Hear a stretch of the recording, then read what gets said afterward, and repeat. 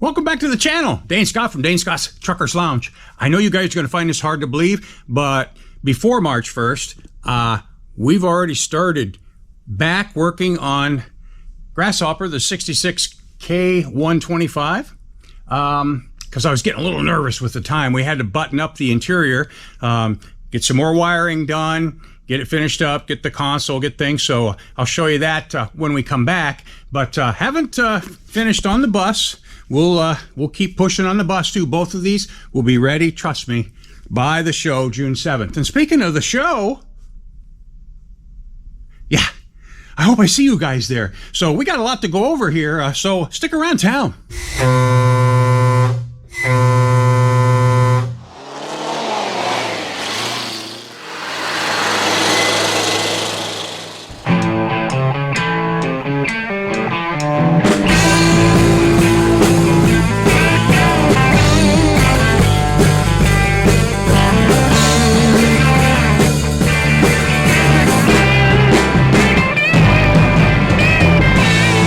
Gears in a 9-speed hood, I'd pull it in if I knew I could.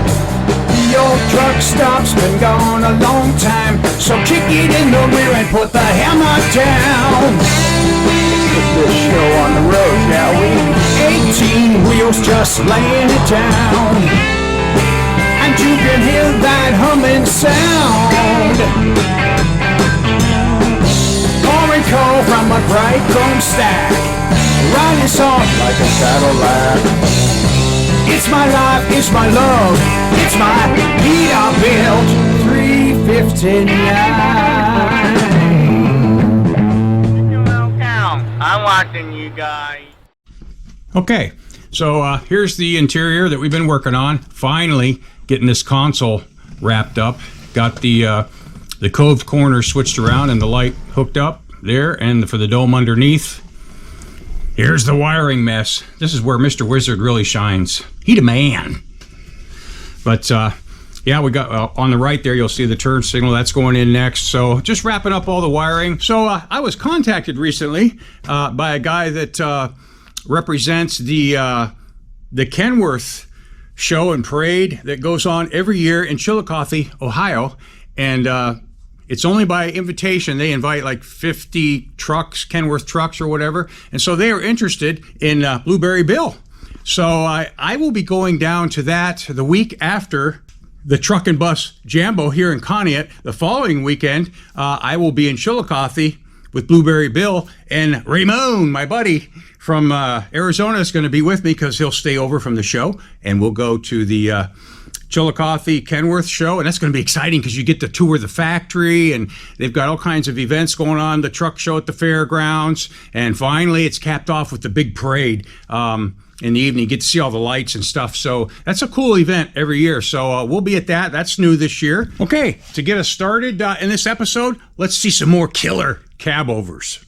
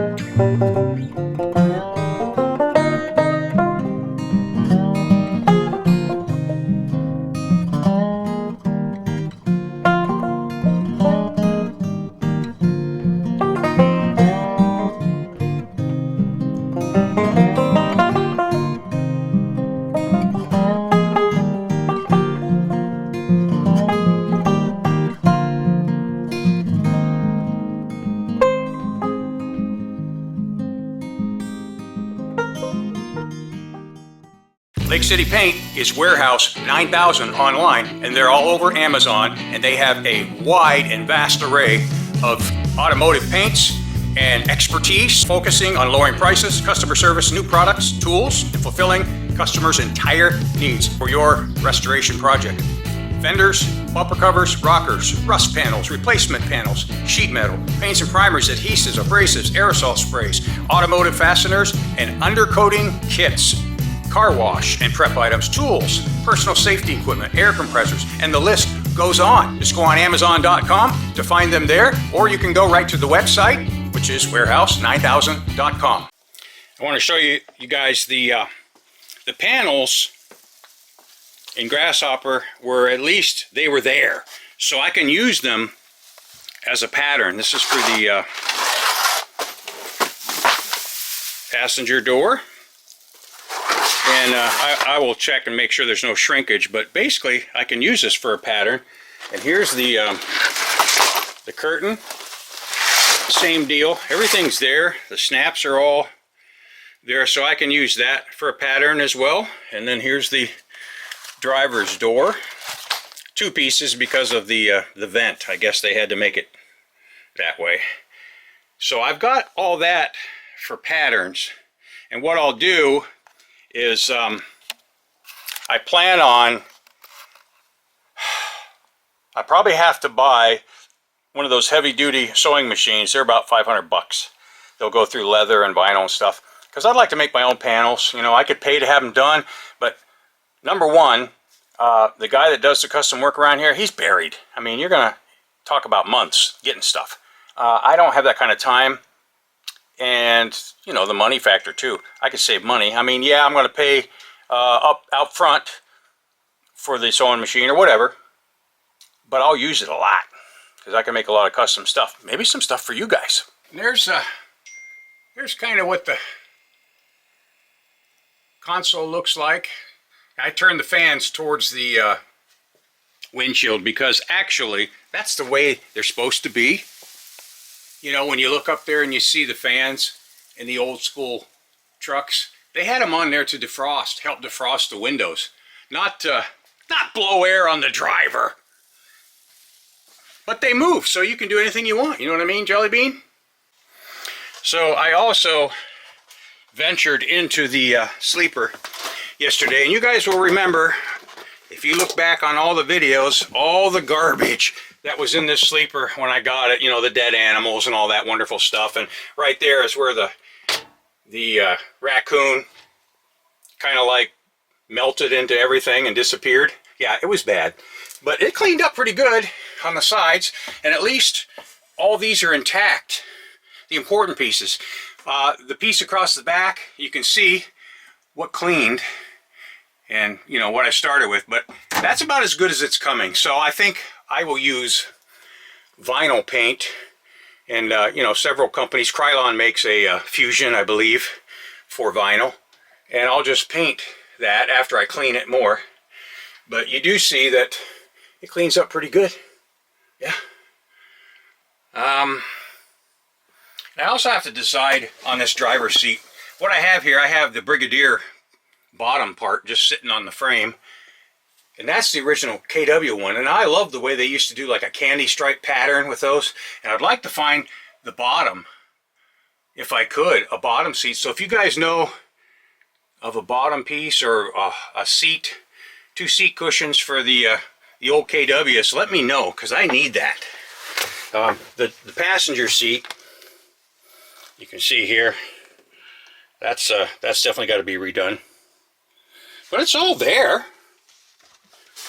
It's all there. But I'm excited about getting the ceiling done. I'm going to make those panels as well. I have the material to do it. I'm going to use, you know, that's fiberboard. The original stuff was a fiber. You can't get that stuff anymore that I know of. And even if I did, it really wouldn't get that front curve. So I have a sign material that I use that's 3 mils thick. It's a PVC plastic material, and it'll be flat and then curve down at the front windshield, just nice.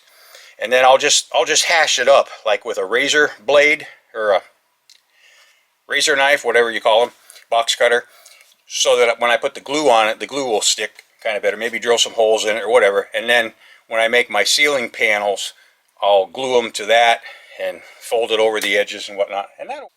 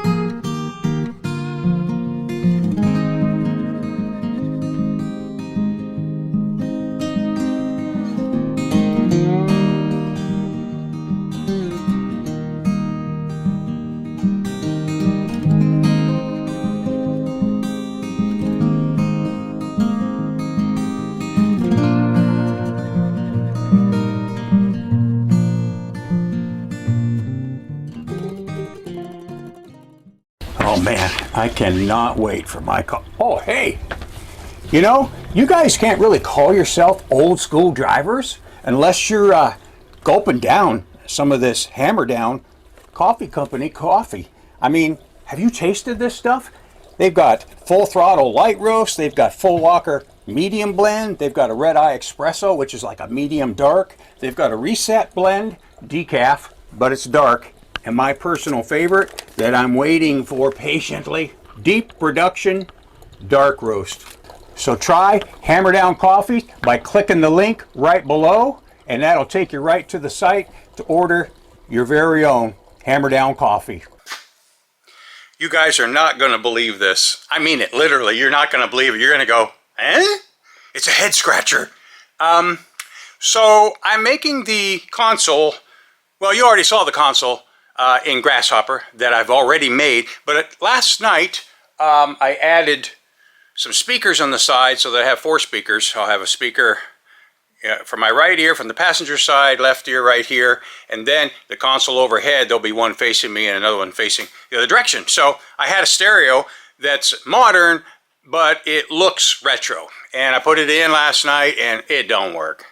It's getting power. I've checked everything. It don't work. So I got to send it back. So I'm driving around today in my small town of Conneaut, and I'm thinking to myself, okay, I'm going to go to either O'Reilly's or AutoZone and see if they have a Post radio, because I still want the old school Post, you know. I'm thinking, no way. They ain't going to have, they're going to have the modern stuff. So then I also remember too, we have a True Value in town that used to be Western Auto, and they have been here decades. So I'm thinking, you know, I know that they've got some old merchandise still on their shelves. Killer stuff like old alarm clocks and just all kinds of retro stuff. And I'm thinking, I wonder if he would have an old 2-post car stereo new on the shelf. I thought, probably not, but I'm going to check there first before I go to eBay. To buy something like that on eBay right now, you're going to spend you know, anywhere from 300 down to maybe 125 or whatever. They're expensive, but they're new still in the box, so it's worth it, you know. So I go into the store, I ask the man that's in there, and he's kind of cantankerous, you know, so you gotta just befriend him, you know, that type of thing. And so I've done that over time. And I said, you don't happen to have one of these on your shelf still? I know you've got lots of old school stuff still around from the early Western Auto days. And he thinks a minute and he goes, yes, I do. So I follow him to the shelves, and what do we get? Yes. This is brand spanking new, still in the box, Spark-O-Matic. AM/FM cassette. Is that not the coolest thing ever? I mean, who would have thunk? So he gave me a little bit of money off because who's going to buy it? I mean, it's been there all this time. He's got another one, and he's got some 6x9 speakers too that I might go back and get. But is that crazy or what? Only in a small town could you even have the hope of finding something like that. So I thought you guys would appreciate that. Matter of fact, I was thinking on the way home, I may ask him if I can go and video his store, because they've got some killer wallpaper up and a little barn type front in the inside for displays. That's all from the 60s and 70s.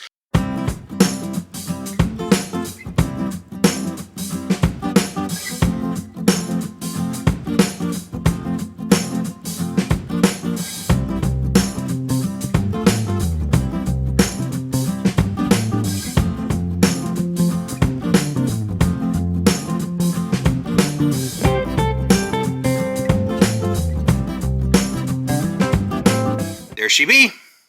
Is that not cool or what? Yeah. Exactly what I wanted. I hope the cassette player works, because what happens is these old like 8-track tape players and cassette players, I don't know if the rubber bands get bad or something. I don't know what's in them. But so we're going to install that in Grasshopper. Since I already had made the oblong hole for the more modern radio that's supposed to look retro, that didn't work, darn it. And yeah, I could wait for another one, but I can change them out later if I don't want. So anyways, what I'm going to do is, like they would have done in the old school days, I got to have another plate. This is Luan, and I cut it bigger than what I need. And what I'm going to do is stain it. Yeah, stained wood, because that's what they would have done back in the day. So I've got it all prepped, ready to go. Yeah, it's got to go this way.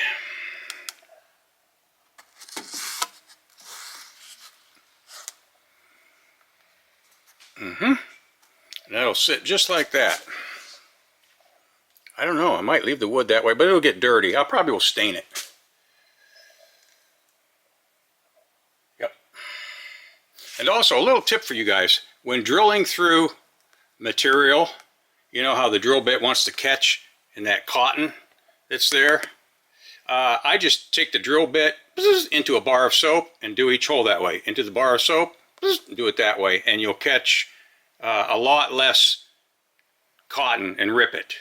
Usually one dip in the soap for each hole that you do. So there we go. Stereo's in.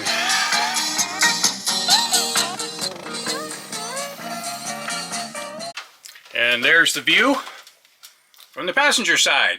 Even the passenger will have tunes. Yep. Very happy with that. So, with that being said, I think that's going to be a wrap. Hope you enjoyed all them Cabovers, and until next time, keep the hammer down, safe and sound.